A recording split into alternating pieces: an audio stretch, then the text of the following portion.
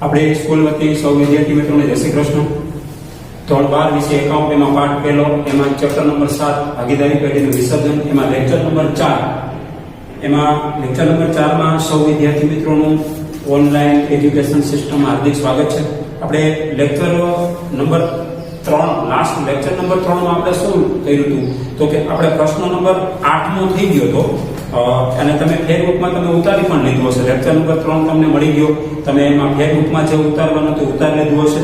Lecture number 3 માં પ્રશ્ન number 8 હતો. કયો પ્રશ્ન હતો તો કે ભાગીદારી પેઢીના વિસર્જન સમયે ચોપડા બંધ કરવા કયા ખાતા તૈયાર કરવામાં આવે છે, એવો પ્રશ્ન હતો. ભાગીદારી પેઢીના વિસર્જન સમયે ચોપડા બંધ કરવા કયા ખાતા ખોલવામાં આવે છે તો કે એક માલ મિલકત નિકાલ ખાતું, એની ટૂંક નોંધ આપણે જોઈ. પછી ભાગીદારોના લોન ખાતા મેં સમજાવ્યા. પછી ભાગીદારોના મૂડી ખાતા આપણે જોઈ લીધું. પછી છેલ્લે રોકડ કે બેંક ખાતું, એ પણ આપણે છેલ્લે લેક્ચર નંબર 3 માં જોયું. એટલે કે રોકડ બેંક ખાતું સરભર થાય છે, રોકડ બેંક ખાતાને કોઈ બાકી હોતી નથી.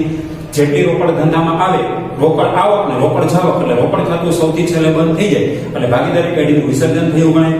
હવે આપણે આજે લેક્ચર નંબર 4 માં આગળ વધીએ. એમાં પ્રશ્ન નંબર 9 છે, તફાવત આપો માલ મિલકત નિકાલ ખાતાની પ્રથમ પદ્ધતિ અને બીજી પદ્ધતિ. પેજ નંબર 279 ઉપર આપણે છેલ્લે આમનોમ તૈયાર કરવાની હતી. આપણે છેલ્લે 279 ઉપર મેં તમને સમજાવ્યું હતું, પણ એની પહેલા ક્વેશ્ચન નંબર 9 જોઈ લઈએ આપણે, પછી આપણે આમનોમ તરફ આગળ વધીએ. આપણે આમનોમ લખવાની છે. ચેપ્ટર નંબર 7 ની અંદર આપણે વિસર્જનને લગતી આપણે આમનોમ પૂછે એ લોકો. તો એની પહેલા પ્રશ્ન નંબર 9 આપણે જોઈ લઈએ. માલ મિલકત નિકાલ ખાતું તૈયાર કરવાની બે પદ્ધતિ છે, એક પ્રથમ પદ્ધતિ અને બીજી પદ્ધતિ, એવું નામ આપ્યું છે. તો પ્રથમ પદ્ધતિમાં શું થતું હશે, બીજી પદ્ધતિમાં શું થતું હશે, શું હોય એમાં તો કે એને માટેની ચર્ચા એ લોકોએ છે ને તમને પેજ નંબર 294 95 પર માલ મિલકત નિકાલ ખાતાની બીજી પદ્ધતિ આપી છે. પેજ નંબર 294 અને 95 ઉપર, પેજ નંબર 294 ઉપર માલ મિલકત નિકાલ ખાતું તૈયાર કરવાની બીજી પદ્ધતિ, અને પછી એને ઉદાહરણ આપ્યું ત્રીજું. એમાં છેલ્લે ઉદાહરણ ત્રીજું છે ને, હું યાદી આપું છું. ઉદાહરણ ત્રીજું પેજ નંબર 295 ઉપર, એમાં છેલ્લે ઉદાહરણ પૂરું થયું ને, ઉદાહરણ 3 એટલે નોંધ લખવી, જવાબ ચાલુ થાય ની પહેલા નોંધ લખી. માલ મિલકત નિકાલ ખાતાની બીજી રીત પરીક્ષામાં અપેક્ષિત નથી, આ રીત જાણકારી માટે આપેલ છે.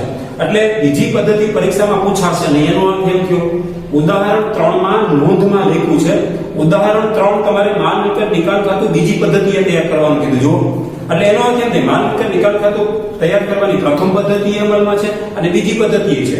પણ અહીંયા એમ કહી દીધું કે માલ મિલકત ઉદાહરણ 3 માં કીધું કે બીજી પદ્ધતિ અપનાવો માલ મિલકત નિકાલ ખાતું તૈયાર કરવાની, પણ નોંધમાં નીચે લખ્યું એ વેરી મોસ્ટ આઈએમપી ઘણા વિદ્યાર્થી માટે ઇન્ડિકેટ કરે છે, સંકેત આપે છે કે માલ મિલકત નિકાલ ખાતાની બીજી રીત એટલે પદ્ધતિ, રીત એટલે પદ્ધતિ, બીજી રીત પરીક્ષામાં અપેક્ષિત નથી એટલે જરૂરી નથી. આ રીત આ પદ્ધતિ માત્ર જાણકારી માટે આપેલ છે, બીજી રીતના દાખલા પૂછવાના છે જ નહીં, બીજી રીત મુજબ આમનો આવશે નહીં. પણ ભૂતકાળમાં મેં લખ્યું છે વિભાગ સી માં 3 ગુણ માટે બોર્ડમાં પૂછાયેલ છે, તફાવત આપો માલ મિલકત નિકાલ ખાતાની પ્રથમ પદ્ધતિ અને બીજી પદ્ધતિનો તફાવત આપો, એવું પૂછાણું, ઘણી વખત પૂછાણું, અવારનવાર પૂછાણું, એમ કહું તો હાલે. પ્રશ્ન નંબર 23 અને 24 ની અંદર આવે, અથવામાં પણ નીકળી જાય એવું પણ બને, કેમ કે 24 નાખવામાં 24 આવશે. એટલે માલ મિલકત નિકાલ ખાતું તૈયાર કરવાની પ્રથમ પદ્ધતિ અને માલ મિલકત નિકાલ ખાતું તૈયાર કરવાની બીજી પદ્ધતિ, એના બેના 4 પોઈન્ટ મેં તમને આપ્યા. કદાચ ઇન કેસ તમને પૂછી નાખ્યું પ્રશ્ન નંબર 23 નો પ્રશ્ન ફરજિયાત છે, કમ્પલસરી, કદાચ પૂછે તો કામ લાગે. અને 24 માં પૂછે તો અથવામાં કાઢવો તો અથવામાં પણ નીકળી જાય. જે વિદ્યાર્થીને દાખલો ન મળતો હોય કદાચ આમનો, તો એને તફાવત લખી શકે. ટૂંકમાં આમાંથી આમનો તો પૂછાય. ખરા ખોટા વિધાન પણ આવવાના છે. પછી હિસાબોને લગતી કાનૂની જોગવાઈ પણ આવવાની છે, ખોટ અંગેની કાનૂની જોગવાઈ પણ આવે છે દર વર્ષે. અત્યારે આપણે તફાવત જોઈ લઈએ. ક્વેશ્ચન નંબર 9 છે, માલ મિલકત તફાવત આપો માલ મિલકત નિકાલ ખાતાની પ્રથમ પદ્ધતિ અને બીજી પદ્ધતિનો તફાવત. વિભાગ સી માં પૂછાય 3 ગુણ માટે બોર્ડમાં અત્યાર સુધી ઘણી વખત પૂછેલું છે. તો આપણે બેના 4 મુદ્દા અત્યારે જોઈ લઈએ. આ માલ મિલકત નિકાલ ખાતાની પ્રથમ પદ્ધતિ છે, આ માલ મિલકત નિકાલ ખાતું તૈયાર કરવાની બીજી પદ્ધતિ. બેમાં 4 મુદ્દા મેં લખ્યા છે. પહેલો મુદ્દો જોઈ લઈએ. તો શું કહેવા માંગે છે, બેનો અર્થ સમજી લઈએ આપણે. આ પ્રથમ પદ્ધતિ તો કે જ્યારે એક સાથે સમગ્ર ધંધો વેચાય ત્યારે આ પદ્ધતિનો ઉપયોગ થાય છે, એટલે પ્રથમ પદ્ધતિનો ઉપયોગ થાય. તો તમે વિચારો તમે એનો કોન્સેપ્ટ બેઝિકલી ફંડામેન્ટલ વિચારશો તો ખ્યાલ આવશે કે તમે તમારો આપણી પેઢીનો આપણો બિઝનેસ બંધ કરી દઈએ છીએ, કાયમી માટે ધંધો બંધ કરીએ છીએ અને કાયદાકીય રીતે ધંધાનું અસ્તિત્વ આપણે મટી જાય છે. તો શું કરશું આપણે? મિલકતો વેચવા જવાની થશે, મિલકતો ધંધાની વેચી ધંધાનું દેવું ચૂકવવાનું થશે. પણ તમે વિચારો, તમે માર્કેટમાં મિલકતો વેચવાનું છો તો કાલે ને કાલે વેચાઈ નથી જવાની, એને વેચતા બહુ વાર લાગશે. કોઈ ખરીદનાર વ્યક્તિ તો જોઈએ ને, આપણે પૈસાની જરૂર છે તો આપણે મિલકતો વેચીએ પણ સામે કોઈ ખરીદનાર તો હોય નહીં. તો તમારી પાસે બે સંજોગો છે કે એવો એક સંજોગ મનમાં ઉભો કરો કે આ પ્રથમ પદ્ધતિ એમ કે સમગ્ર ધંધો, આખો ધંધો એક સાથે વેચાય, સમગ્ર ધંધો એક સાથે વેચાઈ જાય છે. આ એક સાથે સમગ્ર ધંધો વેચાય ત્યારે આ પદ્ધતિનો ઉપયોગ થાય. ક્યારેક એવું બને કદાચ આખો ધંધો એક જ સાથે આખો ધંધો વેચાઈ જાય એટલે મિલકતો બધી જ વેચાઈ જાય. જેવી મિલકતો બધી વેચાઈ જાય બધા દેવા ચૂકવાઈ જાય. આ પદ્ધતિનો પ્રથમ પદ્ધતિનો ઉપયોગ ક્યારે થાય કે એક સાથે સમગ્ર ધંધો વેચાઈ જતો હોય ત્યારે. બીજી પદ્ધતિ શું કહે છે? માલ મિલકત નિકાલ ખાતું તૈયાર કરવાની બીજી પદ્ધતિ, તો એમાં એમ કે એક સાથે સમગ્ર ધંધો ન વેચાય ત્યાં આ પદ્ધતિનો ઉપયોગ કરવામાં આવે. એવું પણ બન્યું કોઈ બિઝનેસ, માનો કે બે પેઢી છે, એક્સ અને વાય. એક્સ નામની પેઢી એવી છે કે એને ધંધાનું વિસર્જન કર્યું છે, પેઢીનું વિસર્જન કર્યું અને ધંધો વેચવા મૂક્યો, આખો ધંધો વેચાઈ ગયો, મિલકતો બધી વેચાઈ ગઈ. પછી વાય નામનો પેઢીનો ધંધો એવો છે કે એમને ધંધાની મિલકતો વેચવા મૂકી એટલે એની મિલકતો વેચાણીની વેચતા બહુ વાર લાગે. એટલે એક સાથે ધંધો વેચાશે ને કટકે મિલકતો વેચાઈ જતી જશે અને કટકે એના દેવા ચૂકવાઈ જશે. આમાં તો એક જ સાથે બધી મિલકતો વેચાય, આમાં એક સાથે બધી મિલકતો એટલે સમગ્ર ધંધો ન વેચાય ત્યાં આ પદ્ધતિનો ઉપયોગ થાય છે. એટલે મામિની ખાતાની પ્રથમ પદ્ધતિ અને બીજી પદ્ધતિનો તફાવત શું આવ્યો? તો કે એક પદ્ધતિ, પહેલી પદ્ધતિ એવી આવી કે સમગ્ર ધંધો એક સાથે વેચાઈ જશે. બીજી પદ્ધતિ એવી કે સમગ્ર ધંધો એક સાથે વેચાશે નહીં. બીજો તફાવત, બીજો તફાવત જોઈએ તો કે પ્રથમ પદ્ધતિમાં તો કે આ પદ્ધતિમાં ચોપડા બંધ કરવા, મિલકતોના ખાતા બંધ કરી ક્યાં લઈ જવાય છે? માલ મિલકત નિકાલ ખાતે નોંધાય છે. આપણું મુખ્ય ખાતું કયું છે? Prime account. પ્રાઇમ એટલે મુખ્ય. તો કે ભાગીદારી પેઢીના વિસર્જનમાં મુખ્ય ખાતું તમારે માલ મિલકત નિકાલ ખાતું બનાવવાનું છે. માલ મિલકત નિકાલ ખાતાનું બીજું નામ છે સંપાદન ખાતું. માલ મિલકત નિકાલ ખાતું એ માલ મિલકત પ્રકારનું ખાતું છે. હું તમને એબી વિભાગ તૈયાર કરાવું છું. એબી વિભાગમાં પૂછે કે માલ મિલકત નિકાલ ખાતાનું બીજું નામ જણાવો એટલે સંપાદન ખાતું કહેવાનું.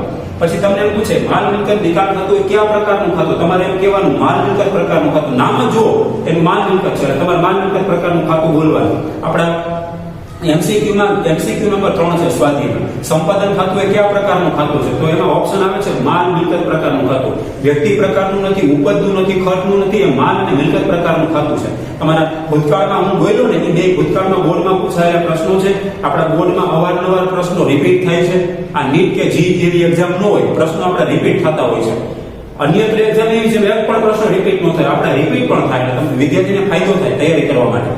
તો કે માલ મિલકત નિકાલ ખાતાનું બીજું નામ સંપાદન ખાતું છે, અથવા ફેરથી પૂછે સંપાદન ખાતાનું બીજું નામ જણાવો તો કે માલ મિલકત નિકાલ ખાતું છે.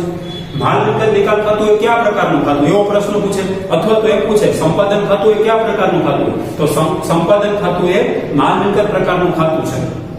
નથી ઉપજનું ખાતું, નથી ખર્ચનું ખાતું, નથી વ્યક્તિનું ખાતું. નામ ઉપરથી એનું નામ લખ્યું છે માલ મિલકત પ્રકારનું ખાતું છે. તો અહીંયા લખ્યું કે આ પદ્ધતિમાં ચોપડા બંધ કરવા, મિલકતોના ખાતા બધા બંધ કરી ક્યાં લઈ જવાય છે? માલ મિલકત નિકાલ ખાતે લઈ જવાય છે. એટલે તમે માલ મિલકત નિકાલ ખાતે ઉધાર કરશો, મિલકતોની બાકી ઉધાર હોય તો હવે એમને જમા કરવામાં આવશે. એટલે માલ મિલકત નિકાલ ખાતું ઉધાર થશે અને બધી જ મિલકતો રોકડ બેંક સિવાયના ખાતા જમા થઈ જશે. એટલે કે માલ મિલકત નિકાલ ખાતે ઉધાર, જે તે મિલકત ખાતે જમા, અને મિલકતોના ખાતા બંધ કરીને ક્યાં લઈ જવાય છે? માલ મિલકત નિકાલ ખાતે લઈ જવાય છે. પછી આ બીજી રીતમાં બીજો મુદ્દો, આ પદ્ધતિમાં મિલકતોના ખાતાની બાકી નફો કે ખોટ માલ મિલકત નિકાલ ખાતે લઈ જવા, એટલે કે બધા ડાયરેક્ટ ખાતા માલ મિલકત નિકાલ ખાતે લઈ જવામાં આવતા નથી. પણ એ મિલકતો વેચતા, મિલકતો માનો કે જમીન મકાનની કિંમત ચોપડે 5 લાખ છે, એ આપણે 4 લાખમાં વેચી તો કેટલી ખોટ ગઈ? 5 લાખની મિલકત 4 લાખમાં વેચો એટલે 1 લાખની ખોટ ગઈ. એ મિલકતો વેચતા નફો કે ખોટ, નફો હોય કે ખોટ હોય, નફો કે ખોટ જ માત્ર માલ મિલકત નિકાલ ખાતે લઈ જવાય છે. બરાબર સમજો બેનો તફાવત. બીજો તફાવત, પહેલી પદ્ધતિમાં મિલકતોના ખાતા બંધ કરી માલ મિલકત નિકાલ ખાતે લઈ જવામાં આવે છે, જ્યારે આમાં બીજી પદ્ધતિ મિલકતોના ખાતા બંધ કરી મામલી ખાતે લઈ જવાતા માત્ર મિલકતો વેચતા થયેલ નફો કે ખોટ જ લઈ જવામાં આવે છે. માનો કે નફો થયો, માનો કે ખોટ થઈ, તો નફો હોય તો નફો માલમત્તા નિકાલ ખાતે જમા બાજુ લઈ જશું, ખોટ હોય તો ખોટ મામિની ખાતે ઉધાર બાજુ લઈ જશું. માત્ર નફો કે ખોટ મિલકત ખાતાની બાકી નફો કે ખોટ જ મામિની ખાતે લઈ જવામાં આવે છે. આમાં બધી મિલકતો મામિની ખાતે ઉધાર બાજુ કે ઉધાર બાજુ લઈ જવાય છે, જ્યારે આમાં માત્ર નફો કે ખોટ જ મામિની ખાતે લઈ જવામાં આવે છે. નફો કે ખોટ જ માલ મિલકત નિકાલ ખાતે નોંધાય છે. ત્રીજો મુદ્દો, પહેલી પદ્ધતિમાં ત્રીજો મુદ્દો, આ પદ્ધતિમાં મિલકતો અને દેવાના ખાતા બંધ કરવામાં આવે છે. પહેલી પદ્ધતિ એવી છે કે મિલકતોના ખાતા બંધ કરી અને દેવાના ખાતા બંધ કરી, મિલકતો અને દેવા બે, મિલકતો પ્લસ દેવા, તો મિલકતો પ્લસ દેવાના ખાતા બંધ કરી દેવામાં આવે છે. મિલકતોના ખાતા અને દેવાના ખાતા સંપૂર્ણ બંધ કરી દેવામાં આવે છે, એટલે કે બંધ કરીને આપણે ક્યાં લઈ જઈએ છીએ? મામિની ખાતે લઈ જઈએ છીએ. જ્યારે બીજી પદ્ધતિમાં ત્રીજો મુદ્દો છે કે આ પદ્ધતિમાં મિલકતો અને દેવાના ખાતા ખુલ્લા રાખવામાં આવે છે, બંધ નથી કરવામાં આવતા. બરાબર સમજો, મિલકતો અને દેવાના ખાતા અહીંયા બંધ કરી દેવામાં આવે છે ઓન ધી સ્પોટ. કેમ કે શું કહે છે? લોજિક સમજો, સમગ્ર ધંધો એક સાથે વેચાઈ જાય છે. પહેલી પદ્ધતિ એમ કે સમગ્ર ધંધો એક સાથે વેચાઈ જાય એટલે મિલકતો પ્લસ દેવા, એટલે આ મિલકતોના ખાતા અને દેવાના ખાતા એક સાથે બંધ થઈ જાય છે, કેમ કે આખો ધંધો વેચાઈ જાય છે. જ્યારે આમાં શું છે? સમગ્ર ધંધો એક સાથે વેચાતો નથી, એટલે શું થાય? આ પદ્ધતિમાં મિલકતો અને દેવાના ખાતા ખુલ્લા રાખવામાં આવે છે. કેમ કે જ્યાં સુધી મિલકતો નહીં વેચાય ત્યાં સુધી મિલકતોનું ખાતું ખુલ્લું રહેશે. જ્યાં સુધી મિલકતોની ઉપજ નહીં આવે ત્યાં સુધી દેવાના ખાતા ખુલ્લા રહેશે, કેમ કે દેવું ચૂકવી નહીં શકો. મિલકતની ઉપજ નથી આવતી તો સામે દેવા નહીં ચૂકવી શકો. એટલે મિલકતોનું ખાતું જ્યાં સુધી ખુલ્લું રહેશે ત્યાં સુધી સામે દેવાના ખાતા ખુલ્લા રહેશે. આની જેવું નથી પહેલી પદ્ધતિમાં એક હારે ધંધો વેચાઈ જાય, એક હારે રૂપિયા આવે તો એક હારે સામે ચૂકવણું થઈ જાય છે. તો આમાં મિલકતો અને દેવાના ખાતા શું થાય છે? મિલકતો અને દેવાના ખાતા ખુલ્લા રાખવામાં આવે છે, કેમ કે એક સાથે સમગ્ર ધંધો વેચાતો નથી. એટલે નંબર 4, પહેલી પદ્ધતિમાં મુદ્દા નંબર 4 મૂકીએ તો કે આ પદ્ધતિ એટલે પ્રથમ પદ્ધતિમાં દેવાના ખાતા બંધ કરી માલ મિલકત નિકાલ ખાતે નોંધાય છે. બરાબર સમજો, આ પદ્ધતિ એવી છે કે એમાં દેવાના ખાતા બંધ કરી માલ મિલકત નિકાલ ખાતે લઈ જઈએ છીએ. જ્યારે બીજી પદ્ધતિમાં આ પદ્ધતિમાં દેવાની ચૂકવણી બાદ છેવટની બાકી નફો કે નુકસાન, છેવટની બાકી નફો કે નુકસાન માત્ર માલ મિલકત નિકાલ ખાતે લઈ જવાય છે. આમાં શું કરવામાં આવે તો કે દેવાના ખાતા માલ મિલકત નિકાલ ખાતે નોંધાય છે, પણ આમાં એવું છે કે દેવાની ચૂકવણી થઈ જાય, પહેલા મિલકતો વેચી નાખી, પછી એમાંથી દેવાની ચૂકવણી થઈ, એ દેવાની ચૂકવણી થઈ ગયા પછી માત્ર નફો કે નુકસાન જ જે વધે એ જ માત્ર માલ મિલકત નિકાલ ખાતે નોંધાય છે. ટૂંકમાં તમારે પૂછાય તો 3 ગુણ છે, 3 ગુણ હોય એટલે બેયના તમારે 3 મુદ્દા લખવા પડે. બરાબર સમજો, તમે 4 મુદ્દા પાકા કરી લ્યો, કદાચ એકાદો મુદ્દો ભૂલાઈ જાય તમારાથી તો તમારા 3 મુદ્દા સાચા પડશે. 4 મુદ્દા લખ્યા તમે, એમાંથી તમે એક મુદ્દો ખોટો પડે તો તમારા 3 માંથી 3 માર્ક તમને મળી જશે. આ બોર્ડમાં પૂછાયેલો દાખલો થિયરી છે. તો 3 ગુણ માટે મામિની ખાતાની પ્રથમ પદ્ધતિ અને બીજી પદ્ધતિ એ હું તમને ફોટો પાડી પીડીએફમાં મોકલી આપીશ. તમારે ક્વેશ્ચન નંબર 9 તમારી ટેક્સ્ટબુકમાં ઉતારવાનું છે. આ આપણા સ્વાધ્યાયની અંદર પ્રશ્ન બતાવે છે, તમને યાદી આપું. આપણા સ્વાધ્યાયનો પ્રશ્ન છે પેજ નંબર 310 ઉપર છે. પેજ નંબર 310 ઉપર ચોથાનો પહેલો છે. ચોથાનો પહેલો તફાવત સ્પષ્ટ કરો. માલ મિલકત નિકાલ ખાતાની પ્રથમ પદ્ધતિ અને બીજી પદ્ધતિ ત્યાં લખી લેજો. માર્ચ 2018 માં પૂછાયેલો આ પ્રશ્ન માર્ચ 2018 માં પૂછાયેલો છે. રિપીટ થશે. માર્ચ 2018 માં પૂછાયેલો છે. તમારે તો માર્ચ 2021 માં હવે પ્રશ્નનો જવાબ આપવાના છે બધા. તો ચોથાનો પહેલો જ પૂછ્યો છે, સ્વાધ્યાયમાં છે. ચોથાનો પહેલો પ્રશ્ન નંબર 4 નો પહેલો, પ્રશ્ન નંબર 4 નો પહેલો, પેજ નંબર 310 ઉપર આવ્યો છે તફાવત. મામિની ખાતાની પ્રથમ પદ્ધતિ બીજી પદ્ધતિનો તફાવત સ્પષ્ટ કરો. તો આ તફાવતના 4 મુદ્દા યાદ રાખવાના. 3 મુદ્દા તમારે લખવાના 3 જ હોય, પણ તમારે 4 લખી નાખવાના. એકાદો મુદ્દો ખોટો પડે તો તમને 3 માંથી 3 માર્ક મળવાપાત્ર થશે. ટૂંકમાં બે પદ્ધતિના તમારે 4 મુદ્દા યાદ રાખવાના છે. સામાન્ય રીતે એક મુદ્દાનો 1 માર્ક હોય છે, બે નો અડધો તો ગણવાનો. તો આપણે આ તફાવત અહીંયા પૂરો થાય છે. હવે આપણે ધીમે ધીમે આમનોંધ તરફ આગળ વધીએ, કેમ કે આ ચેપ્ટરમાં તમને શું પૂછવાનું છે? આમનોંધ પૂછવાની છે. આપણે પેજ નંબર 269 ઉપર છેલ્લે પહોંચ્યા હતા. મેં છેલ્લે કીધું હતું કે જરૂરી ખાતા વિસર્જન વખતે ક્યાં ક્યાં ખોલાય છે? તો કે 4 ખાતા ખોલાય છે. મામિની ખાતું, ભાગીદારના લોન ખાતા, ભાગીદારના મૂડી ખાતા અને છેલ્લે રોકડ બેંક ખાતું. હવે વિસર્જનના હિસાબો તૈયાર કરવા હોય ત્યારે હિસાબો તૈયાર કરવા અંગેની આમ નોંધ લખવામાં આવે છે. એ આમ નોંધના 3 પાર્ટ પાડ્યા છે. એ આપણે ધીમે ધીમે આમ નોંધના નમૂના તરફ આગળ વધીએ, પછી માલ મિલકત નિકાલ ખાતાના નમૂના તરફ આગળ વધીએ. એ પછી હવે આપણે જો આપણે તફાવત જોઈ લીધો. ક્વેશ્ચન નંબર 9, તફાવત સ્પષ્ટ કરો. જે તો માલ મિલકત નિકાલ ખાતાની પ્રથમ પદ્ધતિની બીજી પદ્ધતિનો તફાવત માર્ચ 2018 માં પૂછાય, એની પહેલા પૂછાયેલો છે.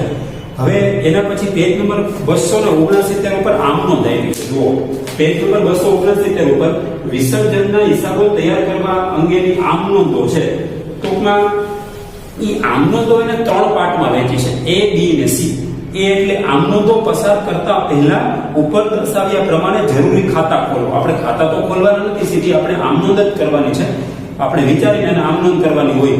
B, ભાગીદારોના મૂડી ખાતાની અને રોકડ ખાતાની બાકીઓ દર્શાવો. ભાગીદારના મૂડી ખાતાની બાકી કઈ હોય? બોલો બધાય. તો કે જમા. એટલે મૂડી ખાતામાં જમા બાજુ લખવાનું હોય, બાકી આગળ લાવીએ.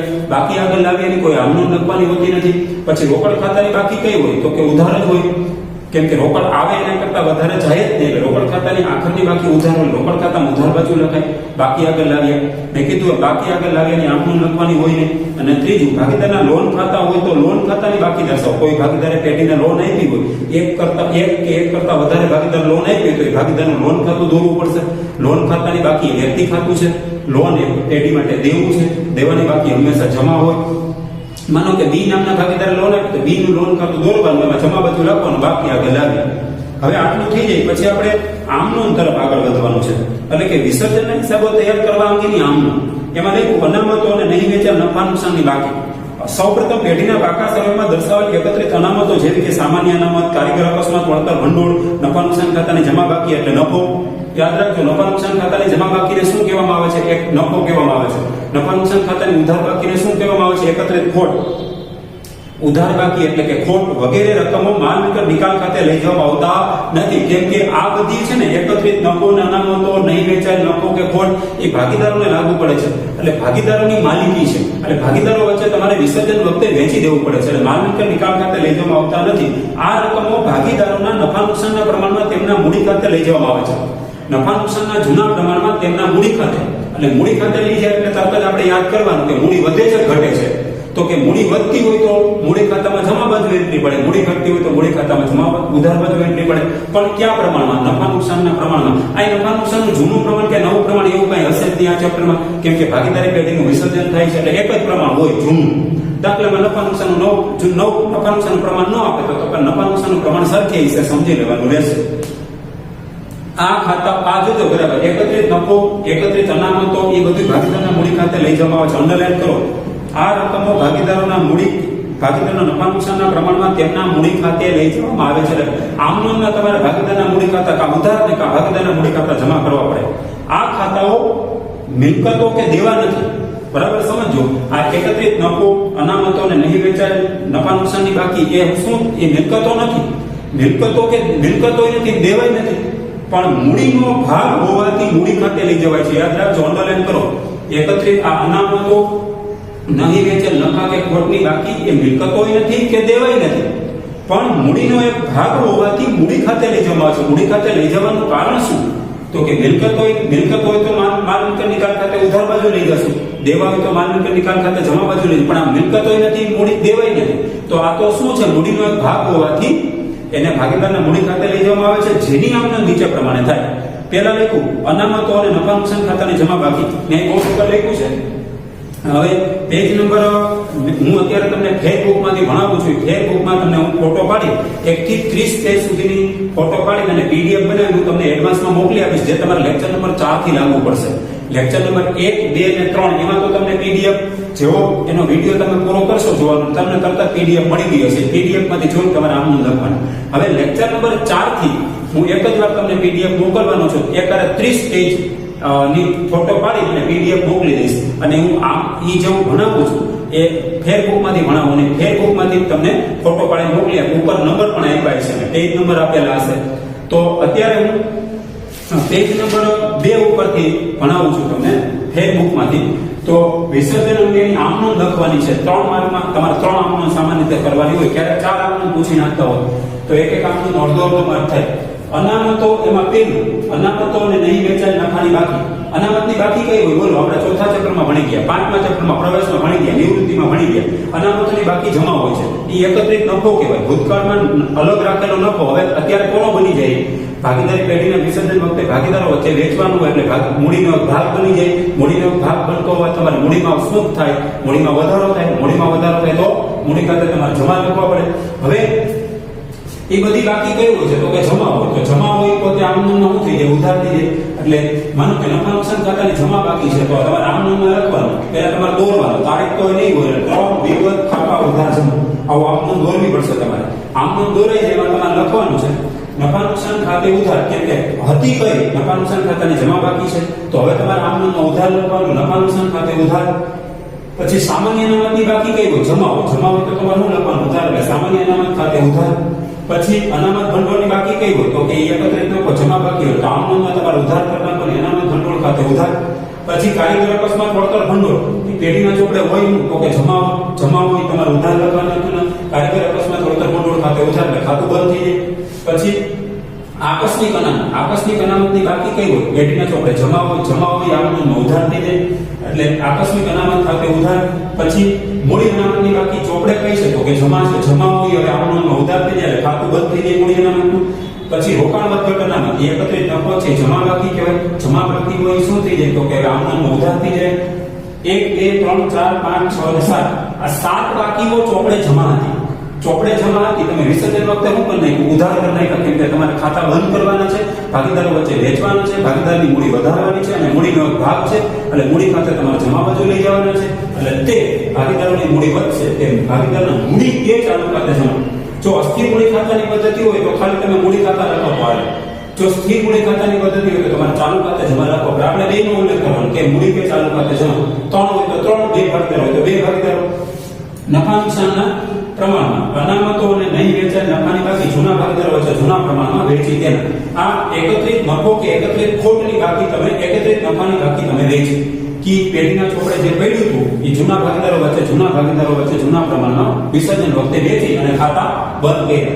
આ ખાતા સાથે બંધ થયા. 1 2 3 4 5 6 અને 7 ખાતા બંધ થયા. જે આપણે ચોથા ચક્રમાં ભણીને આવતા હતા ભાગીદારી પેઢીનું પુનર્ગઠન એની અંદર મેં તમને આમનામ લખાવી હતી. એ જ આમનામ પાછી આવી ગઈ. ચોથા ચક્રને લાગુ પડે છે. ત્યાં આપણે 3 માર્કની આમનામ પણ પૂછાય છે. ક્યારેક લાભનું પ્રમાણ ત્યાગનું પ્રમાણ શોધો એની જગ્યાએ ક્યારેક તમને એમ કે નીચેની બાકીઓની વહેંચણીની આમનામ લખો તો આ ટાઈપની આમનામ કરવી પડે. ટૂંકમાં એકત્રિત નફો એ ભાગીદારો વચ્ચે વેચી દો એટલે ઈ પોતે જમા હોય ઈ હવે આમનામનો ઉધાર થઈ જાય અને ભાગીદારો વચ્ચે વેચો એટલે ભાગીદારોની મૂડી વધે તો ભાગીદારના મૂડી ખાતે જમા બાજુ લખી નાખાય એટલે આ બધા ખાતા બંધ થઈ ગયા. હવે આ એકત્રિત નફો કે અનામતોની વહેંચણી અંગેની આમનામ કરી. પછી તમારે નફા નુકસાન ખાતાની માનો કે પેઢીના ચોપડે ઉધાર બાકી હોય તો એકત્રિત નફા નુકસાન ખાતાની ઉધાર બાકીનું બીજું નામ છે એકત્રિત ખોટની વહેંચણી. તો આનાથી વિરુદ્ધ જેમ નફા નુકસાન ખાતાની જમા બાકી હોય તો એને આમનામમાં તમે ઉધાર લાવો છો. તો હવે નફા નુકસાન ખાતાની ઉધાર બાકી હોય તો ઉધાર હોય આમનામમાં શું કરી નાખવું પડે? તમારે જમા કરી નાખવાથી ભાગીદારોની મૂડી ઘટે તો ભાગીદારના મૂડી કે ચાલકમાં તો ઉધાર બાજુ જવું પડે. એની સાથે તમે ચોથા ચક્રમાં ભણી ગયા અન્ય મહેસૂલી ખર્ચની વહેંચણી એક જૂના ભાગીદારો વચ્ચે અન્ય અવાસ્તવિક મિલકતો એટલે જાહેરાત ઝુંબેશ ખર્ચ, સંશોધન વિકાસ ખર્ચ, નહીં માંડી વડે અન્ય મહેસૂલી ખર્ચ આ બધી શું છે? એ પેઢીના ચોપડે એક નહીં વેચાયેલી ખોટ પડી છે. અવાસ્તવિક મિલકતો છે જે પ્રસારિત મહેસૂલી ખર્ચા કહેવાય. મેં તમને 2 પાઠમાં શીખવાડ્યું હતું. ચોથા ચક્રમાં યાદ મૂકો કે પેઢીના ચોપડે કેટલી જમા બાકીઓ છે કેટલી ઉધાર બાકીઓ. તો આ ઉધાર બાકીઓ પહેલા 2 પાઠમાં છે. ઉધાર બાકીઓ હોય તો હવે આમનો એ પોતે શું થઈ જાય? જમા થઈ જાય એટલે ખાતું બંધ થઈ જાય. અને ભાગીદારો વચ્ચે વેચવાથી ખોટ વેચો કે પ્રસારિત મહેસૂલી ખર્ચ વેચો એટલે ભાગીદારોની મૂડી ઘટે. ભાગીદારની મૂડી ઘટે તો ભાગીદારના મૂડી ખાતા ઉધાર બાજુ જાય. એટલે નફા નુકસાન ખાતાની ઉધાર બાકી અથવા એકત્રિત ખોટની વહેંચણી કરો એટલે ભાગીદારોની મૂડી ઘટે તો ભાગીદારના મૂડી કે ચાલુ ખાતે ઉધાર થાય. હવે 4 ખાતા જમા કરવાના. નફા નુકસાન ખાતે જમા. કેમ કે નફા નુકસાન ખાતું હતું ઉધાર તો હવે આમનામમાં તમારે જમા કરી નાખવાનું. કેમ કે જમા હોય પોતે હવે ઉધાર હોય જમા થઈ જાય એટલે નફા નુકસાન ખાતાની બાકી જમા કરી નાખી એટલે એ ખાતું બંધ થઈ ગયું. પછી જાહેરાત ઝુંબેશ એ પ્રસારિત મહેસૂલી ખર્ચ છે. તો પ્રસારિત મહેસૂલી ખર્ચની બાકી ચોપડે અત્યારે કઈ છે? ઉધાર છે. ઉધાર હોય પોતે હવે આમનામમાં જમા થઈ જાય તે જાહેરાત ઝુંબેશ ખર્ચ ખાતે જમા. તે સંશોધન વિકાસ ખર્ચ ખાતે કેમ કે સંશોધન વિકાસ ખર્ચ છે એ અવાસ્તવિક મિલકત છે, પ્રસારિત મહેસૂલી ખર્ચની બાકી અત્યારે ઉધાર છે. ઉધાર હોય એ પછી શું થઈ જાય? આમનોમાં જમા થઈ જાય, ખાતું બંધ થઈ જાય. તે સંશોધન વિકાસ ખર્ચ ખાતે જમા, તે નહીં માની વડે અન્ય મહેસૂલી ખર્ચ ખાતે જમા. એ અત્યારે ચોપડે ઉધાર છે, ઉધાર હોય એ આમનોમાં જમા થઈ જાય. એટલે આ ચારેય ખાતા એ અત્યારે ચોપડે ઉધાર છે, ઉધાર હોય એ શું થઈ જાય? આમનોમાં પોતે જમા થઈ જાય અને ભાગીદારોની મૂડી ઘટે, ભાગીદારોની મૂડી ઘટે એટલે ભાગીદારના મૂડી વેચાણનું ખાતે ઉધાર થઈ જાય અને ચારેય ખાતા બંધ કરવા માટે તમારે જમા કરવા પડે. યાદ રાખો, નફા નુકસાન ખાતાની ઉધાર બાકી હોય તો તમારે આમનોમાં જમા લખી નાખવાનું, ભાગીદારના મૂડી ખાતા ઉધાર, કેમ કે ખાતું બંધ કરવાનું છે એકત્રિત ખોટથી. બાબત છે એકત્રિત ખોટની બાકી જૂના ભાગીદારો વચ્ચે જૂના પ્રમાણમાં વહેંચે. ઈ બીજા નંબરનો ક્રમ પૂરો થયો. હવે ટૂંકમાં આનાથી વિરુદ્ધ આમનું આ એકત્રિત નફો અને આ એકત્રિત ખોટની વાત છે. એટલે ટૂંકમાં અહીંયા જે આમનું કર્યું એની વિરુદ્ધ આમનું આવે. આ બંને આમનું આપણે ચોથા ચક્રમાં ભણી ગયા અને પાંચમા ચક્રમાં પ્રવેશ અને છઠ્ઠા ચક્રમાં નિવૃત્તિમાં આપણે એપ્લાય પણ કર્યા. ડાયરેક્ટ આપણે ખાતામાં ખતવણી કરતા હતા. યાદ કોઈ તો ભાગીદારના મૂડી ખાતા ઉધાર કચ્છમાં ડાયરેક્ટ લખતા હતા. તો હવે તમારે અહીંયા આમનો દર લખવાની, ખાતા વાહીમાં ખતવણી કરવાની નથી. આખા ચક્રમાં તમારે આમનો દર લખતા શીખવાની છે. 3 માર્કની આમનું 3 આમનું પૂછશે વિભાગ સી ની અંદર. ફરજિયાત દર વખતે આમનો આવે છે, રિપીટ થાય જ છે આમનો. ત્યાર પછી ત્રીજા નંબરની મેં નંબર આપ્યો છે તો કે જોગવાઈના ખાતા બંધ કરી માલ મિલકત નિકાલ ખાતે લઈ જવા. તો હવે ઈ જોગવાઈના ખાતા છે ને, તો જો પેજ નંબર 280 ઉપર છે, પેજ નંબર 280 ઉપર જોગવાઈના ખાતા બંધ કરી માલ મિલકત નિકાલ ખાતે લઈ જવામાં આવે ત્યારે તો જો એના વિશે પહેલા આપણે થિયરી સમજીએ. જોગવાઈની બાકી જમા હોય છે. તમને પૂછવામાં આવે જોગવાઈની બાકી કેવી હોય, પહેલા તો તમને બાકીની ખબર હોય જોઈએ તો જ તમે આમનું લખી શકશો. એટલે કે જૂનો કોન્સેપ્ટ યાદ હોવો જોઈએ કે આ બાકી જમા છે તો હવે ખાતું બંધ કરવું છે તો તમારે આમનો ઉધાર લખવા પડે. જમા હોય એ ઉધાર થઈ જાય, ઉધાર હોય જમા થઈ જાય. પેઢીના વિસર્જન સમયે પાકા સર્વેમાં દર્શાવેલ મિલકતો સાથેની જોગવાઈના ખાતા, પાકા સરવૈયામાં વિસર્જન વખતે પાકા સરવૈયામાં જે મિલકતો દર્શાવેલી છે એની સામે જોગવાઈના ખાતા બંધ કરી ચોપડે કિંમતે માલ મિલકત નિકાલ ખાતાની જમા બાજુ લઈ જવામાં આવશે. અંડરલાઈન કરો, માલ મિલકત જોગવાઈના ખાતા બંધ કરી ખાલી જગ્યા કિંમતે માલ મિલકત નિકાલ ખાતાની જમા બાજુ લઈ જવામાં આવે છે. અંડરલાઈન કરજો, વેરી વેરી મોસ્ટ આઈએમપી. ખરા ખોટા વિધાનમાં પણ કામ લાગશે. આનો લોજિક આગળ જતા તમારે લગાડવાનું છે. જોગવાઈના ખાતા બંધ કરી ચોપડે કિંમતે માલ મિલકત નિકાલ ખાતે જમા બાજુ લઈ જવામાં આવે છે. કેમ કે અત્યારે કયું ખાતું? જોગવાઈના ખાતા બધા એ જમા બાકી ધારણ કરે છે. તો જમા હોય આમનો ઉધાર કરી નાખવા પડે એટલે બધી જોગવાઈના ખાતા ઉધાર થાય અને માલ મિલકત નિકાલ ખાતે જમા બાજુ જાય એટલે ખાતા બંધ થાય. જોગવાઈઓના ખાતા બંધ કરવા માટે તેમના ખાતે ઉધાર કરવામાં આવે છે. કેમ કે જોગવાઈનું ખાતું અત્યારે શું છે જમા હોય શું કરી નાખવું પડે તો જ ખાતું બંધ થાય. ઉધાર કરો તો દાખલા તરીકે કાલકાદનામાં ધંધાની શું છે? જોગવાઈ છે. ઘસારા ફંડ ધંધા માટે શું છે? જોગવાઈ છે. દેવાદારો કે લેણી મૂડી પરના વટાવાનામાં શું છે? ધંધા માટે જોગવાઈ છે. તો આ જોગવાઈના ખાતા ચોપડે અત્યારે જમા છે. જમા હોય તો પોતે આપણને શું થઈ જાય? ઉધાર થઈ જાય. અને ક્યાં લઈ જવાના? માલ મિલકત નિકાલ ખાતે જમા બાજુ લઈ જવામાં આવે છે. ખાતા બંધ થાય કઈ કિંમતે? ચોપડે કિંમત ને ચોપડે કિંમત. આટલું યાદ રાખવાનું. હંમેશા જોગવાઈના ખાતા ચોપડે કિંમતથી બંધ થાય છે એવું યાદ રાખવાનું. હંમેશા જોગવાઈના ખાતા ચોપડે કિંમતથી બંધ કરવાના છે. જોગવાઈ કઈ ફરી વખત કાલકા અનામતી ધંધાની જોગવાઈ છે. ભાગીદારો વચ્ચે વેચી શકાય નહીં. પછી ઘસારા ફંડ આપણે 11મા ધોરણમાં શીખી ગયા. જોગવાઈના ચેપ્ટરની અંદર બીજા ભાગની અંદર અનામતોનો જોગવાઈ ચેપ્ટર આવે છે આપણે. તો કે કાલકા અનામત એ ધંધાની જોગવાઈ છે. ઘસારા ફંડ એ ધંધાની જોગવાઈ છે. કાલકા દેવાદાર વટાવ અનામતી ધંધાની જોગવાઈ છે. લેણી મૂડી પર વટાવ અનામતી ધંધાની જોગવાઈ છે. જોગવાઈ ભૂતકાળમાં કરી રાખેલી છે. એ એકત્રિત નફો નથી તો ભાગીદારો વચ્ચે વેચી શકાય. જોગવાઈના ખાતા બંધ કરી તમારે માલ મિલકત નિકાલ ખાતે જમા બાજુ લઈ જવાના છે ચોપડે કિંમતે. હવે એની આમનું જોઈએ તો કે જુઓ નંબર 3 ત્રીજું ટાઇટલ જોગવાઈના ખાતા બંધ કરી માલ મિલકત નિકાલ ખાતે લઈ જાવ. તો ખાલખાત અનામત ખાતે ઉધાર શા માટે કરો છો? તો કે ખાલખાત અનામત હતું જમા, તો જમા હોય પોતે શું થઈ જાય? ઉધાર થઈ જાય. એટલે ખાલખાત અનામત ખાતે ઉધાર. પછી ઘસારા ફંડ હતું ચોપડે જમા હોય શું થઈ જાય? આમનો ઉધાર. એટલે ખાતું બંધ થઈ ગયું. ઘસારા ફંડ ખાતે ઉધાર. પછી દેવાદાર પર વટાવ અનામત. જો પાછળ અનામત શબ્દ અનામત હોય જમા હોય હતું જમા તો તમારે શું કરી નાખવાનું? આમનો ઉધાર. એટલે દેવાદાર પર વટાવ અનામત ખાતે ઉધાર. પછી લેણી મૂડી પર વટાવ અનામત ખાતે ઉધાર. હતું જમા એ આમનો ઉધાર. પછી આ એકત્રિત નફો નથી એટલે ક્યાં લઈ જશો? સીધા મામીની ખાતે ચોપડે કિંમતે લઈ જશો. તે માલ મિલકત નિકાલ ખાતે જમા. બાબત છે જોગવાઈઓના ખાતા બંધ કરી કઈ કિંમતે લઈ ગયા? તો કે ચોપડે કિંમતે લઈ જવા, મામીની ખાતે જમા બાજુ લઈ જવામાં આવે છે. બે કહું છું, ચોપડે કિંમતે અને મામીની ખાતામાં જમા બાજુ એમ જ કહું છું. તો જોગવાઈના ખાતા બંધ કરી કાલકા દનામતે ધંધાની જોગવાઈ છે. જોગવાઈના ખાતા બંધ કરી માલ મિલકત નિકાલ ખાતે ચોપડે કિંમતે લઈ જવાના છે. એટલે આમાં લખાઈ ગયું કે માલ મિલકત નિકાલ ખાતે જમા બાબત છે. જોગવાઈઓના ખાતા બંધ કરી માલ મિલકત નિકાલ ખાતે ચોપડે કિંમતે લઈ ગયા. યાદ રાખજો, અત્યારે 4 જોગવાઈ બતાવી છે. 4 એ 4 જમા છે. જમા હોય શું થઈ જાય? ઉધાર થઈ જાય. જમા હોય પોતે ઉધાર થઈ જાય. એટલે 4 જોગવાઈના ખાતા વિસર્જન વખતે બંધ ગયા. બંધ થઈ ક્યાં લઈ ગયા? માલ મિલકત નિકાલ ખાતે જમા બાજુ ચોપડે કિંમતે લઈ ગયા. તો એ જોગવાઈ મિલકતો સામેની જોગવાઈ હોય છે. જો ઘસારા ફંડ મિલકત સામેની જોગવાઈ કહેવાય. પછી કાલકા અનામત, દેવાદાર વટાવ અનામત અને લેણી મૂડી અનામતથી દેવાદાર સામેની જોગવાઈ કહેવાય. તો જોગવાઈના ખાતા હંમેશા જમા હોય આમનોમાં ઉધાર કરી નાખો અને જોગવાઈના ખાતા બંધ થઈ જાય. બંધ કરીને ક્યાં લઈ ગયા? એકત્રિત નફો તો નથી, તો ભાગીદારના મૂડી ખાતે જમા બાજુ તો ઉધાર બાજુ જાય. એટલે એ મામીની ખાતે જમા બાજુ ચોપડે કિંમતે લઈ ગઈ. નંબર 4 3 આપણે મુદ્દા પૂરા કર્યા. ચોથું, દેવાના ખાતા બંધ કરી માલ મિલકત નિકાલ ખાતે લઈ જાવ. જેવી રીતે જોગવાઈના ખાતા બંધ કરો એવી રીતે દેવાના ખાતા બંધ કરવાના. જુઓ પેજ નંબર 280 ઉપર એમાં લખ્યું 3B, દેવાના ખાતા બંધ કરી માલ મિલકત નિકાલ ખાતે લઈ જવામાં આવે છે. તો જો દેવાની બાકી, એમાં લખ્યું દેવાઓની બાકી ખાલી જગ્યા હોય છે. બોલો બધા, દેવાઓની બાકી જમા હોય છે. જો એમાં લખ્યું એને ચોપડામાં લખાઈ નહીં. પેઢીના વિસર્જન સમયે પાકા સરવૈયામાં દર્શાવેલ જવાબદારીનું બીજું નામ દેવા ખાતા બંધ કરવાના છે. બંધ કરી ખાલી જગ્યા કિંમતે માલ મિલકત નિકાલ ખાતે જમા બાજુ લઈ જવામાં આવશે. બોલો બધા, ચોપડે કિંમતે જોગવાઈના ખાતા ચોપડે કિંમતે બંધ કરી મામીની ખાતે લઈ જવાય છે જમા બાજુ.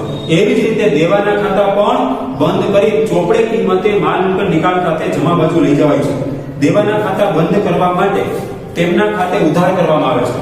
દેવા ક્યાં ક્યાં હોય? તો કે લેણદાર હોય દેવું કહેવાય, જવાબદારી કહેવાય, દેવી મૂડીએ દેવું કહેવાય, ચૂકવવા બાકી ખર્ચી દેવું કહેવાય, બેંક ઓવરડ્રાફ્ટની દેવું કહેવાય, બેંકમાંથી લીધેલી લોનની દેવું કહેવાય. અન્ય હજી કોઈ દેવું હોય, દાખલા તરીકે કારીગર નફા ભાગ ભંડોળે દેવું કહેવાય, પ્રોવિડન્ટ ફંડે દેવું કહેવાય. આ બધાના ખાતા બંધ કરી અને તમારે જમા છે એ તમારે ઉધાર કરી નાખશો, પોતે ઉધાર થઈ જાય. એટલે એ ખાતા બંધ કરી અને મામીની ખાતે ચોપડે કિંમતથી જમા બાજુ લઈ જવામાં આવે છે.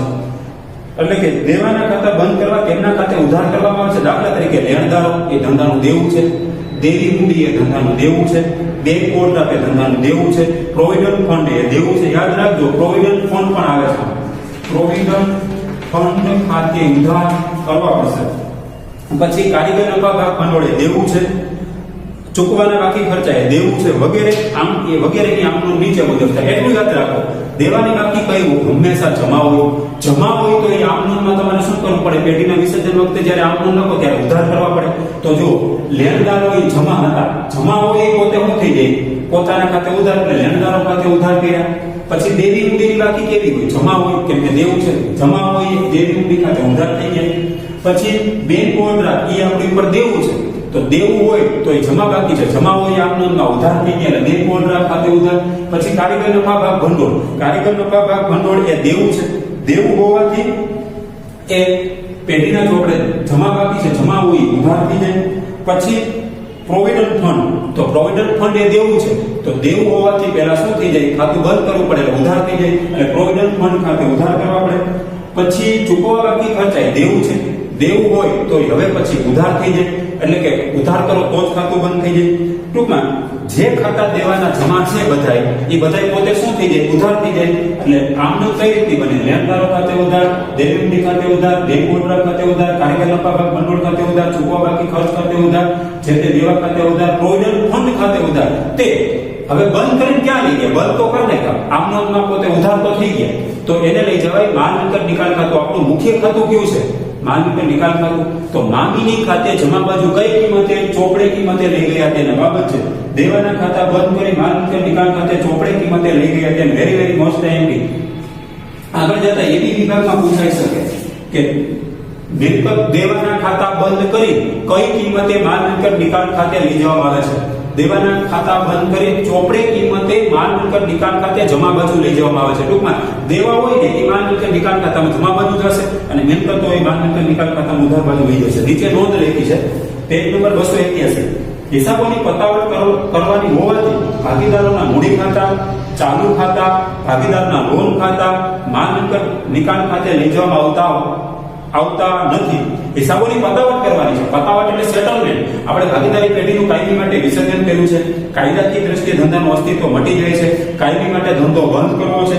ત્યારે ભાગીદારના મૂડી ખાતા કે ચાલુ ખાતા કે ભાગીદારના લોન ખાતા એ હવે ચાલુ રાખવાના નથી. એટલે માલ મિલકત નિકાલ ખાતે લઈ જવામાં આવતા નથી. તેના અલગ ખાતા ખોલી તે બાકીઓ તેમાં દર્શાવાય છે અને વિસર્જનના છેલ્લે આ ખાતા બંધ થાય. એટલે વિસર્જનમાં સૌથી છેલ્લે ક્યાં બે ખાતા બંધ થાય?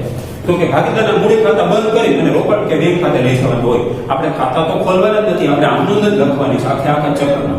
ટૂંકમાં આ દેવાના ખાતા બંધ કરવાની આમનોંધ છે. દેવાના ખાતા બંધ કરી ક્યાં લઈ જશો? મામૂલી ખાતામાં જમા બાજુ. કઈ કિંમતે? ચોપડે કિંમતે. દેવું હોય તો આમનોંધ પોતે શું થઈ જાય? ઉધાર થઈ જાય. દેવું જમા છે, જમા હોય ઉધાર થઈ જાય, ઉધાર હોય જમા. ટૂંકમાં ત્રણ આમનોંધ આપણે જોઈએ. વિસર્જન અંગેની આમનોંધ તમે લખશો, પેઢીના વિસર્જન અંગેની આમનોંધ ઉપર લખાઈ હશે. તો એમાં તમારે આમનોંધ દોરવાની થશે. એમાં 1 નંબર અનામતોને નહીં વેચાણ નફાની બાકીની આમનોંધ કરી, પછી નફા નુકસાન ખાતાની ઉધાર બાકી, એકત્રિત ખોટની વેચણી અને પ્રસારિત મહેસૂલી ખર્ચની આમનોંધ આપણે કરી વિસર્જન વખતે. તો એ ખાતા બંધ કરી દીધા. પછી જોગવાઈના ખાતા બંધ કરી માલ મિલકત નિકાલ ખાતે લઈ ગયા. એટલે જોગવાઈના ખાતા હતા જમા, એ થઈ ગયા ઉધાર. એટલે જોગવાઈના ખાતા બંધ થઈ ગયા, મામૂલી ખાતામાં વયા ગયા જમા બાજુ ચોપડે કિંમતે. પછી દેવાના ખાતા બંધ કરો. દેવાના ખાતા બધા જમા હતા, જમા એ આમનોંધ ઉધાર થઈ ગયા અને વહી ગયા. માલ મિલકત નિકાલ ખાતા જમા બાજુ ચોપડે કિંમતે. ટૂંકમાં 3 વસ્તુની ચર્ચા થઈ ગઈ. એકત્રિત નફા કે એકત્રિત અનામત અને એકત્રિત નફાના ખાતા બંધ કર્યા.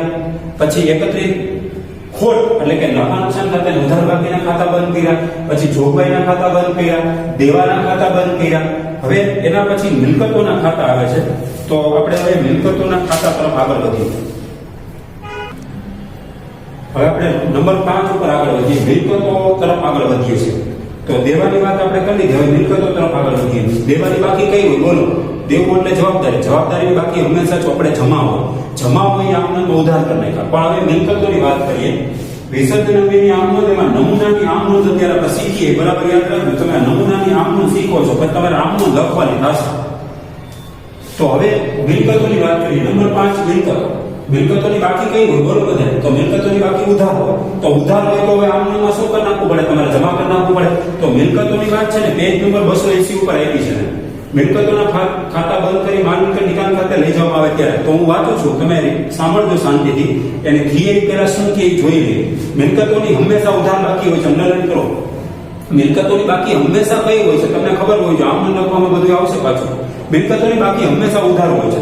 પેઢીના વિસર્જન સમયે પાકા સર્વેમાં દર્શાવેલ રોકડ બેંક ખાતા સિવાયની તમામ મિલકતોના ખાતા બંધ કરી અને ખાલી જગ્યા કિંમતે માલ મિલકત નિકાલ ખાતે ઉધાર બાજુ લઈ જવામાં આવે છે. બોલો. રોકડ બેંક ખાતું એ મિલકત જ છે, પણ રોકડ બેંક સિવાયની તમામ મિલકતો, જમીન, મકાન, પ્લાન્ટ, યંત્રો, ફર્નિચર, વાહનો, દેવાદારો, લેણીદી, મળવા બાકી આવક, બધી જ મિલકતોના ખાતા બંધ કરીને રોકડ બેંક નહીં લેવાની. એ રોકડ બેંક સિવાયની અંડરલાઈન કરજો. બધી જ મિલકતો આવી જાય. મિલકતોની બાકી હંમેશા ઉધાર હોય છે. રોકડ બેંક સિવાયની તમામ મિલકતોના ખાતા બંધ કરી ખાલી જગ્યા કિંમતે. કઈ કિંમતે? તો કે ચોપડે કિંમતે. એમસીક્યુ VSQ માં આવશે. MCQ પ્લસ VSQ એક ગુણમાં પૂછી શકાય કે મિલકતોના ખાતા બંધ કરી માલ મિલકત નિકાલ ખાતે કઈ કિંમતે લઈ જવામાં આવે છે? મિલકતોના ખાતા બંધ કરી માલ મિલકત નિકાલ ખાતે ચોપડે કિંમતે લઈ જવામાં આવે છે. આટલું યાદ રાખો. ચોપડે કિંમતે માલ મિલકત નિકાલ ખાતાની કઈ બાજુ લઈ જવામાં આવે છે? ઉધાર બાજુ લઈ જવામાં આવે છે. મિલકતોના ખાતા બંધ કરવા માટે તેમના ખાતે જમા કરવા પડશે. કેમ કે મિલકતોની બાકી કઈ હોય? ઉધાર હોય તો શું કરવું પડે? જમા. એટલે મિલકતોના ખાતા બંધ કરવા તેમના ખાતે જમા કરવામાં આવે છે. અંડરલાઈન કરજો. Very most time. દાખલા તરીકે જમીન, મકાન, પ્લાન્ટ, યંત્રો, ફર્નિચર, રોકાણો, દેવાદારો, લેણીદી, કાગળી, પેટર્ન, ટ્રેડમાર્ક, કોપીરાઇટ વગેરે દ્રશ્ય અને અદ્રશ્ય તમામ મિલકતોના ખાતા બંધ કરવામાં આવે છે. એનો કોન્સેપ્ટ બરાબર સમજી લેજો. મિલકતોની બાકી હંમેશા ઉધાર હોય છે. મિલકતોની બાકી ઉધાર હોય તો હવે આપણે એને જમા કરી નાખવા પડે આમ નોંધના, તો જ ખાતા બંધ થાય. કેમ કે પેઢીના વિસર્જન વખતે બધા જ મિલકતોના ખાતા એક રોકડ બેંક સિવાય બધા જ મિલકતોના ખાતા તમારે બંધ કરવાના છે. બંધ કરી માલ મિલકત નિકાલ ખાતે ઉધાર બાજુ લઈ જવાના છે અને મિલકતોના ખાતા બંધ કરવા માટે તેમના ખાતે જમા કરવાના છે. કેમ કે મિલકતોની બાકી હંમેશા ઉધાર હોય આમ જમા કરવા પડશે તો જ ખાતા બંધ થાય. એમાં જો દ્રશ્ય મિલકતો પ્લસ અદ્રશ્ય મિલકતો આવી ગઈ. કઈ મિલકતો? જમીન, મકાન, પ્લાન્ટ, યંત્રો, ફર્નિચર, વાહનો, રોકાણો, દેવાદારો, પાઘડી, પેટર્ન, ટ્રેડમાર્ક, કોપીરાઇટ અદ્રશ્ય મિલકતો પણ આવી જાય છે. અને દેણી મૂડી વગેરેના ખાતા બંધ કરવાની આમનો નીચે મુજબ છે. તો એને મેં બે પાર્ટ, પહેલા તો મિલકતોના ખાતા તમારે બંધ કરવાના, એક આ કામ કરવું પડશે. મેં 3 પાર્ટમાં કામ કર્યું છે. મિલકતો, એમાં એક મિલકતોના ખાતા બંધ કરી માલ મિલકત નિકાલ ખાતે લઈ જવામાં આવે ત્યારે હજી સમજો કઈ કિંમતે, તો કે ચોપડે કિંમતે. કઈ કિંમતે લઈ જવામાં આવે છે? તો કે ચોપડે કિંમતે લઈ જવામાં આવે છે. હવે જુઓ, તમારે આમ દોરવાનું 3 તારીખ ન લખવાનું એટલે 3 લખો તો આવશે. 3 મિલકત ખાતા વધારે. હવે આટલી મિલકતો છે, જમીન, મકાન 1 2 3 4 5 6 7 મિલકતો છે. તો 7 મિલકતો ચોપડે શું હતી? ઉધાર. જ્યાં લખ્યું છે મિલકતો ઉધાર, મિલકતો બરાબર ઉધાર હોય એવું થઈ ગયું, આમ નોંધમાં જમા થઈ ગયા એટલે મિલકતોના ખાતા બંધ થઈ જાય. ઉધાર હોય પોતે આમ નોંધમાં જમા કરવામાં આવશે. તો ક્યાં લઈ જશો? તો કે માલ મિલકત નિકાલ ખાતે. કેમ કે આપણું પેઢીના વિસર્જન સમયે મુખ્ય ખાતું કયું ખુલે? માલ મિલકત નિકાલ ખાતું. તો માલ મિલકત નિકાલ ખાતે ઉધાર. હવે આ બધી મિલકતો જમા કરવા માંડો. તે જમીન, મકાન ખાતે જમા. શા માટે જમા? તો કે હતું ઉધાર, એને તમારે જમા કરવાનું છે, ખાતું બંધ. પછી પ્લાન્ટ, યંત્રો ખાતે જમા, હતું ઉધાર, તો તમારે હવે ખાતું બંધ કરવાનું, જમા થઈ ગયું. ફર્નિચર, તે ફર્નિચર ખાતે જમા, હતું ઉધાર, તમારે એને જમા કરી નાખવાનું. તે રોકાણો ખાતે જમા, રોકાણો ધંધાની મિલકત છે, હતું ઉધાર, તમારે જમા કરી નાખવાનું. દેવાદારો એ ખાતે જમા કરવાના, કેમ કે દેવાદારો હતા ઉધાર એટલે જમા થઈ ગયા. પછી લેણી મૂડી એ હતી જમા, તે લેણી મૂડી ખાતે જમા કરશો, લેણી મૂડીનું ખાતું બંધ થઈ ગયું. આની સિવાયની હજી મિલકતો, તે પાઘડી ખાતે જમા, તે પેટર્ન, તે ટ્રેડમાર્ક, તે કોપીરાઇટ ખાતે જમા કરશો. શા માટે? કે પાઘડી, પેટર્ન, ટ્રેડમાર્ક, કોપીરાઇટ એ ધંધાની અદ્રશ્ય અને કાયમી મિલકત છે. એ મિલકતોની બાકી ઉધાર હોય તો બધી જમા કરવામાં આવે છે. એટલે મિલકતોના ખાતા બંધ થઈ ગયા. બાબત છે, મિલકતોના ખાતા બંધ કરી માલ મિલકત નિકાલ ખાતે ખાલી જગ્યા કિંમતે લઈ ગયા. બોલો કઈ કિંમતે લઈ ગયા? તો કે ચોપડે કિંમતે લઈ ગયા.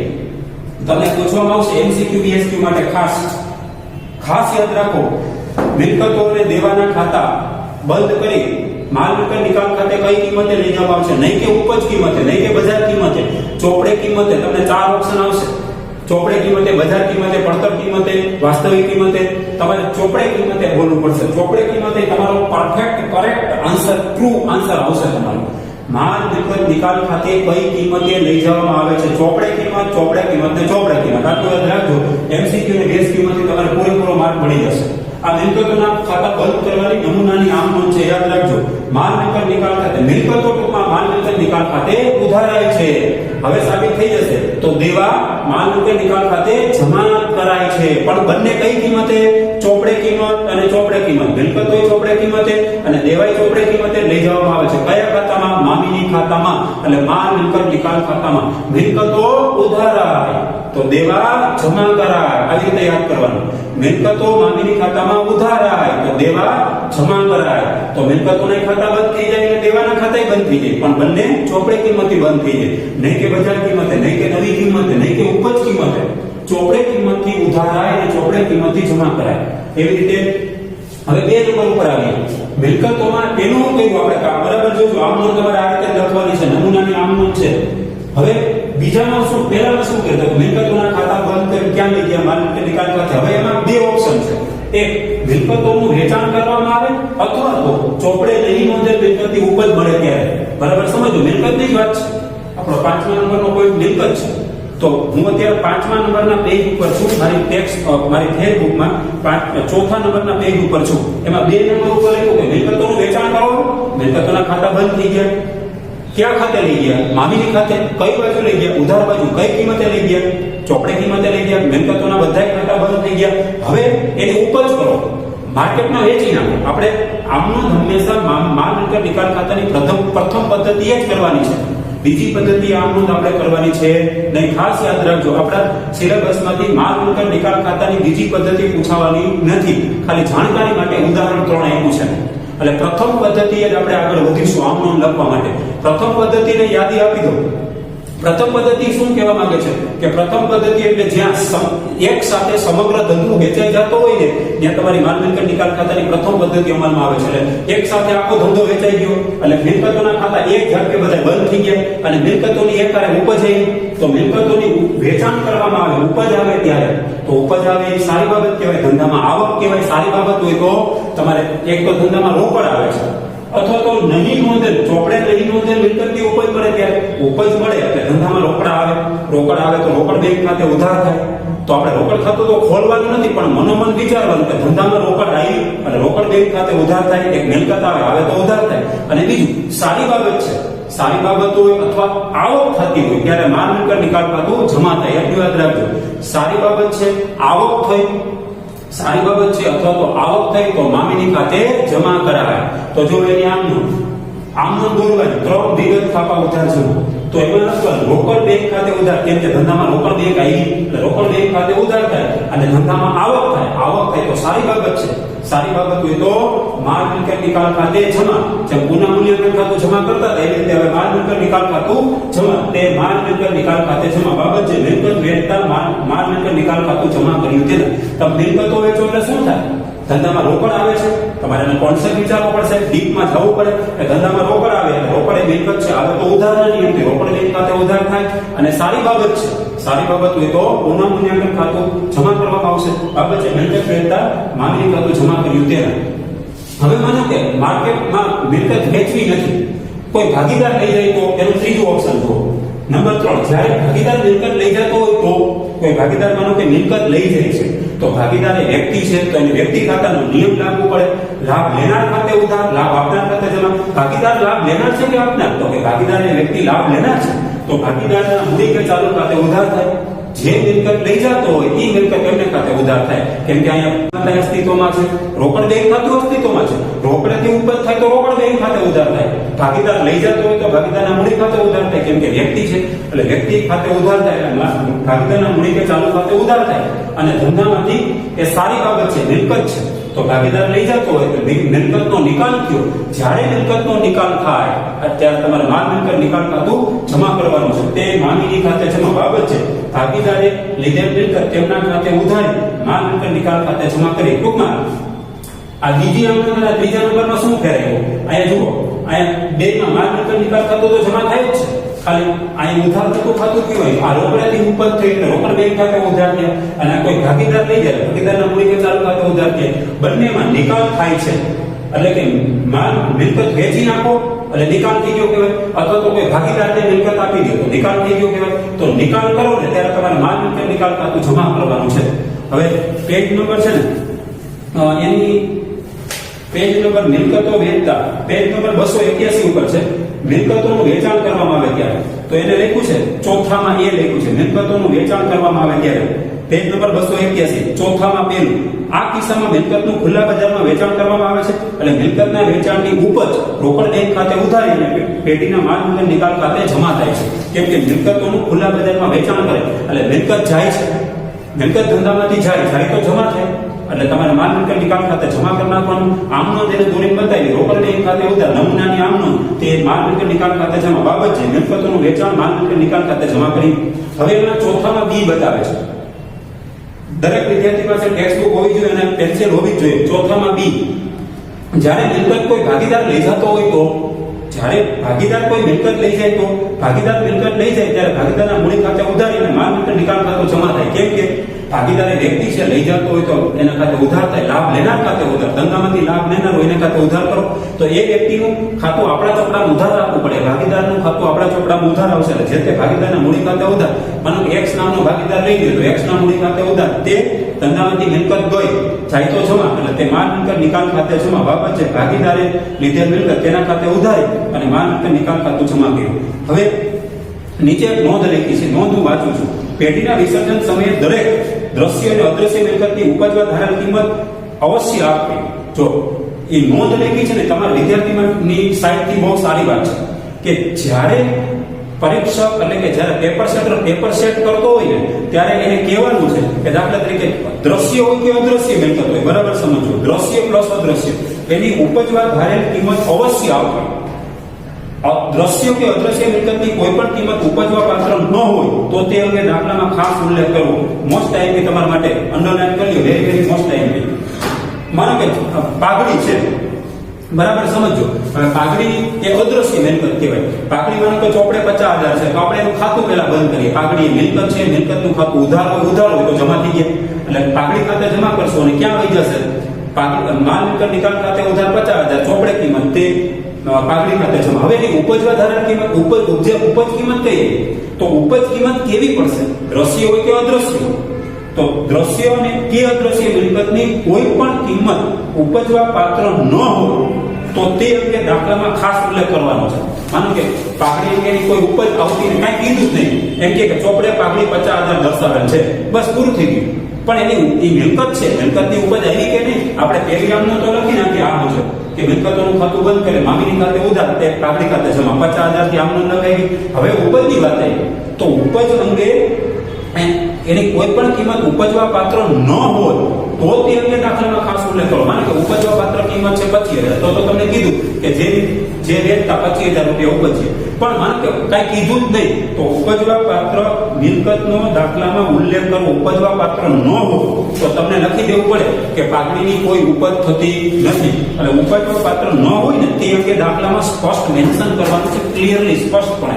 પછી બીજી નોંધ, કોઈ ચોપડે નોંધાયેલ લેણદારને તેની લેણી રકમ સામે કોઈ ચોપડે નોંધાયેલ મિલકત આપવામાં આવે ત્યારે આવી મિલકત અને આવા લેણદારો માલ મિલકત નિકાલ ખાતે લઈ જવામાં આવેલ હોવાથી જે તે મિલકતની ગણેલી ઉપજ અને જે તે લેણદારની ચૂકવણી અંગે કોઈ નોંધ કરવાની રહેતી નથી. Very very most IMP, underline કરજો. એબી વિભાગમાં ખાસ પૂછાય કે જ્યારે કોઈ લેણદારને તમે લેણી રકમ પેટે તમે કોઈ નોંધાયેલ મિલકત આપો છો, જો ચોપડે નોંધેલા છે, આપણે લેણદારો ચોપડે નોંધેલા છે અને સામે મિલકતે ચોપડે નોંધે, બેયના ખાતા બંધ કરવા માટે આપણે મામીની ખાતે લઈ ગયા. પહેલા મિલકતનું ખાતું બંધ કરવા માટે આપણે મામીની ખાતે ઉધાર બાજુ ગયા, પછી લેણદારનું ખાતું બંધ કર્યું, એ મામીની ખાતા જમા બાજુ ગઈ ગયા. હવે આપણી પાસે એક દાખલા તરીકે 50,000 ની મિલકત હતી, માનો કે ફર્નિચર, એની સામે 50,000 ના લેણદારો હતા. તો હવે બે ચોપડે નોંધેલ છે, મિલકતો ચોપડે નોંધેલ છે, ફર્નિચર અને લેણદારો ચોપડે નોંધેલ. આપણે ખાતા બંધ થઈ ગયા, મામીની ખાતા મુદ્દાને જમા બાજુ લખીને હવે આપણે ચોપડે નોંધેલ મિલકત આપણે લેણદારને આપીએ છીએ. આવી મિલકત અને આવા લેણદારો એક તો માલ મિલકત નિકાલ ખાતે નોંધેલ હોવાથી હવે જે તે મિલકતની આપણી ગણેલી ઉપજ, માનો કે એને 50,000 ની ચોપડે કિંમત છે તો આપણે એને 40,000 માં આપી દીધી. 50,000 ના લેણદારોને 40,000 ની આપણે મિલકત 40,000 ગણીને આપી દીધી. તો જે તે લેણદારની ચૂકવણી અંગે હવે કોઈ નોંધ કરવાની રહેતી નથી. એટલે કે આપણી હિસાબની પતાવટ પૂરી થાય છે. એટલે કે 50,000 ના લેણદારોને આપણે 40,000 ની નોંધેલી મિલકત આપી દીધી, એટલે એની કોઈ નોંધ કરવાની રહેતી નથી. તો એને પેજ નંબર જો 282 ઉપર ચોપડે નહીં નોંધાયેલ મિલકતની ઉપજ મળે ત્યારે મેં આમાં આવરી લીધેલું છે. ચોપડે નહીં નોંધાયેલ મિલકતની ઉપજ મળે ત્યારે શું કરવાનું? રોકડ બે ધંધામાં રોકડ આવે જ છે. ગમે ત્યાંથી ધંધામાં રિસીટ એટલે આવક થાય એટલે રોકડ બે ખાતે ઉધાર થાય. અને સારી બાબત છે, આવક થાય એટલે મામીની ખાતે જમા, અને ખર્ચ થાય એટલે મામીની ખાતે ઉધાર. તો આવક થાય એટલે માલ મિલકત નિકાલ ખાતે જમા. ચોપડે નહીં નોંધેલ મિલકતના ખાલી જગ્યા ઉપર છે તેના. હવે આપણે પેજ નંબર 5 ઉપર, અત્યારે હું મારી ફેસબુકની અંદર પેજ નંબર 5 ઉપર છું, તો એની પીડીએફ તમને એક આખી 30 પેજની મળી જવાની છે. તો હું તમને આખી લેક્ચર નંબર 4 જ્યારે તમારે આવશે એ પહેલા હું તમને આખી પીડીએફ મોકલી આપીશ. એમાં તમારે પેજ નંબર 5 સુધી તમારે ઉતારવાનું છે. આ તમારી છેલ્લી થશે, ત્રીજી, જ્યારે ભાગીદાર મિલકત લઈ જાય ત્યારે. તો હવે આપણે લેક્ચર નંબર 4 અહીંયા પૂર્ણ કરીએ છીએ.